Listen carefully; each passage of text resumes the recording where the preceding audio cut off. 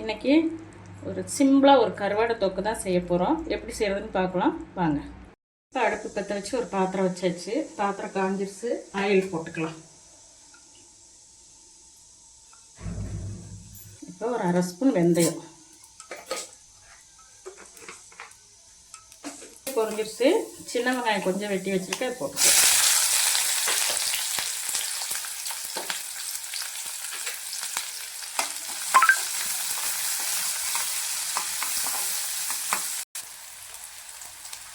இப்போ ஒரு 3 பச்சை மிளகாய், இது கருவேப்பிலை,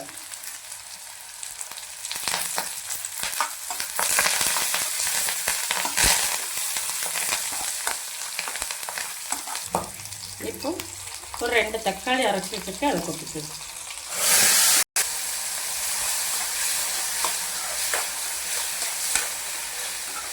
இப்போ இது நல்லா இந்த தக்காளி வந்து இந்த எண்ணெயில் வந்து எண்ணெய் பிரிஞ்சு வரட்டும், அப்புறம் பார்க்கலாம்.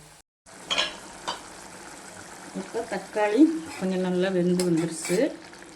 இந்த ஸ்டேஜில் தேவையான மிளகாத்தூள் போட்டுக்கலாம்.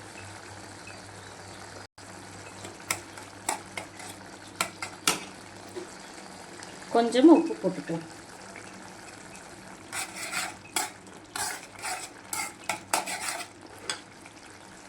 இப்போ கருவாடு போட்டுக்கலாம்.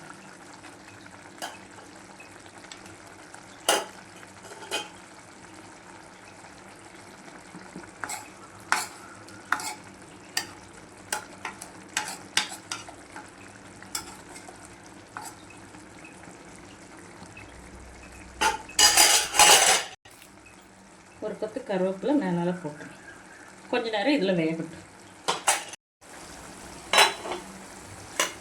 ரெடி ஆயிடுச்சு கருவாடு தொக்கு.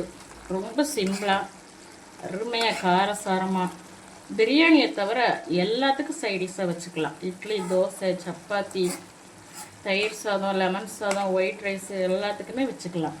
நீங்களும் இதேமாதிரி செஞ்சு பாருங்கள். இந்த வீடியோ பிடிச்சிருந்தா லைக் பண்ணுங்கள், ஷேர் பண்ணுங்கள், சப்ஸ்கிரைப் பண்ணுங்கள், கமெண்ட் பண்ணுங்கள். தேங்க்யூ.